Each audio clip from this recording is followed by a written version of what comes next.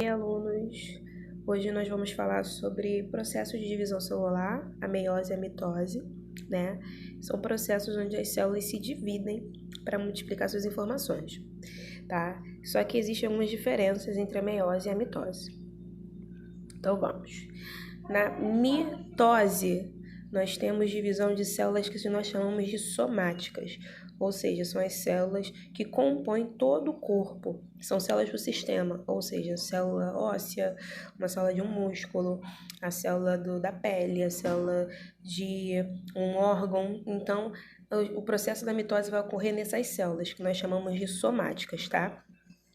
Essas células também são chamadas de haploides. Por que haploides?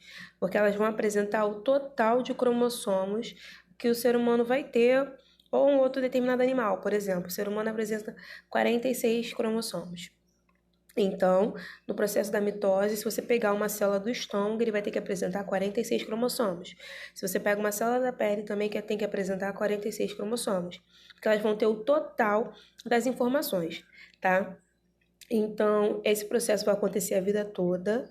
Essas células precisam continuar se dividindo constantemente, né? Porque as células também morrem constantemente. E no processo da mitose, ao longo de toda a sua divisão, uma célula mãe, ela só é capaz de se dividir e formar duas células mais duas células, né? Então, resumão de mitose.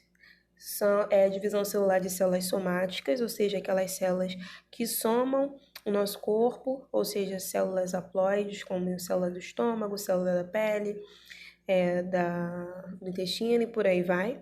E nesse processo de divisão só surgem duas células filhas.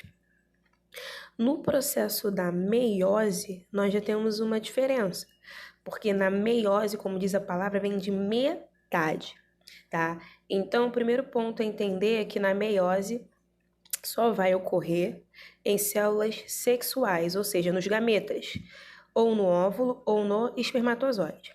Por que nos gametas? Porque os gametas precisam ter a metade da informação genética. Para quando ocorrer a fecundação, a metade da informação do óvulo se juntar com a outra metade da informação do espermatozoide e formar um organismo completo, tá? Então, a divisão celular de células sexuais, a gente também chama de células diploides, tá? Só vai ocorrer na meiose. Nessa divisão, elas produzem 4 células idênticas à mãe, tá? Então, vamos lá. Então, meiose só ocorre em células sexuais, ou seja, espermatozoide ou óvulo, tá? Elas vão ter sempre a metade de um DNA da mãe ou do pai.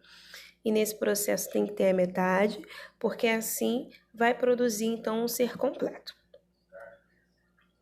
Então vamos lá.